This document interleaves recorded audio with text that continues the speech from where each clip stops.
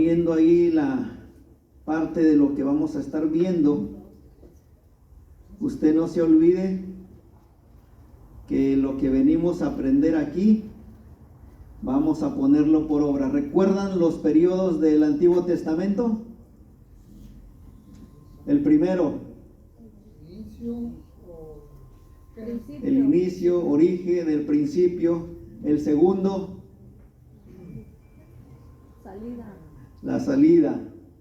Ok, la tercera o el tercer periodo, la conquista. Y la conquista, ¿qué libros abarca? Josué. Solamente Josué. Y luego continuamos con jueces. Y luego continuamos con lo que es la monarquía. ¿Y cuál sería el sexto periodo? El éxodo. Sería la captividad. El exilio.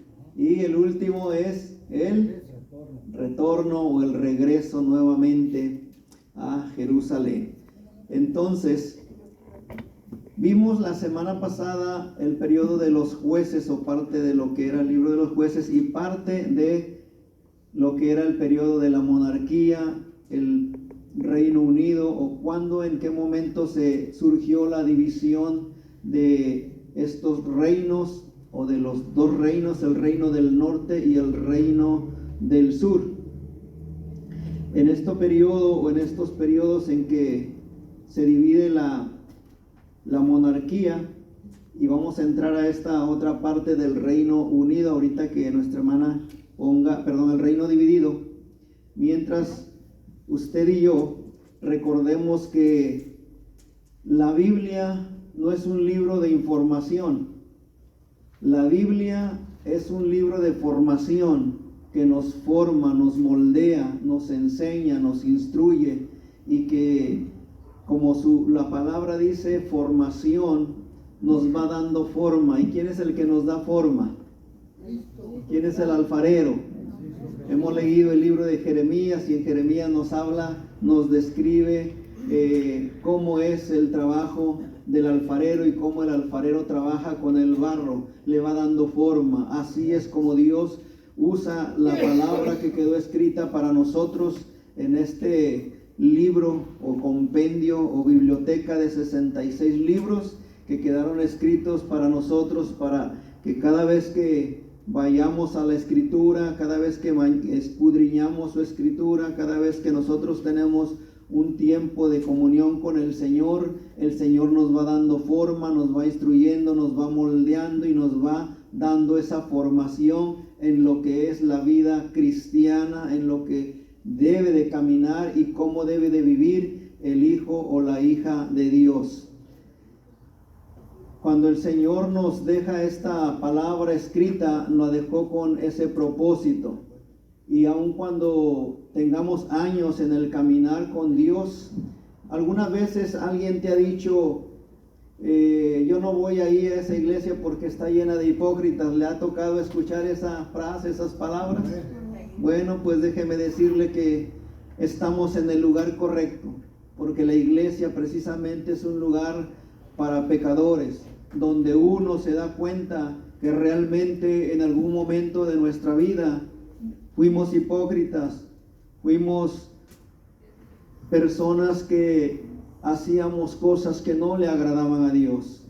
Por ello, cuando venimos a la casa del Señor, el Señor nos va enseñando y nos va mostrando nuestra condición, nuestra manera antigua de vivir. No era una vida que le agradaba a Dios. Pero cuando venimos a los caminos del Señor y vamos conociendo lo que a Dios le agrada, nos damos cuenta de qué tan terrible era nuestra vida sin Cristo, y que aparentemente éramos felices, pero en realidad estábamos muertos en vida. Decíamos que teníamos un hogar, una casa, pero no teníamos realmente una familia. Decíamos que teníamos una vida o un buen trabajo, pero no era un trabajo que nosotros pudiésemos decir que era una bendición de Dios.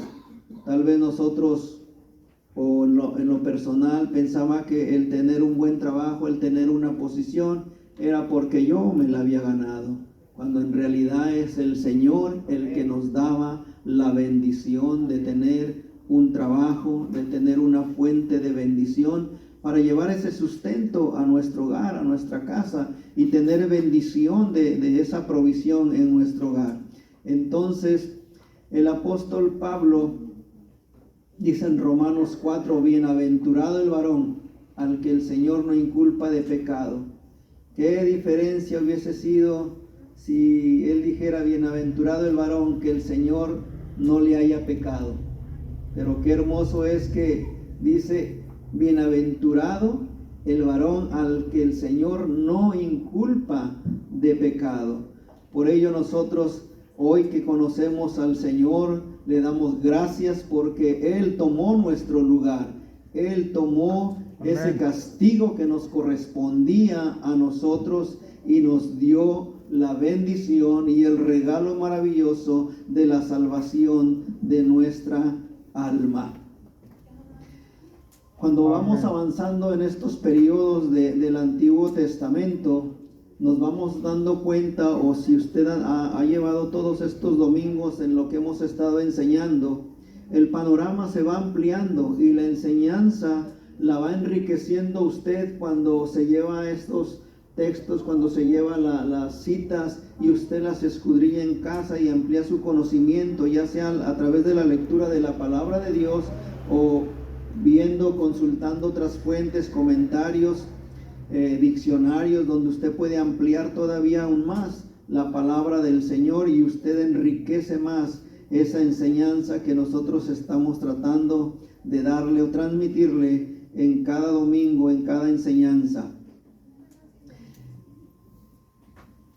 Vimos cómo aquel hombre de Dios llamado David, que la palabra del Señor lo menciona como un hombre conforme al corazón de Dios, pero vimos que esa forma de verlo no es porque David era un hombre perfecto. David, al igual que usted y yo, era un hombre que cometió errores, que cometió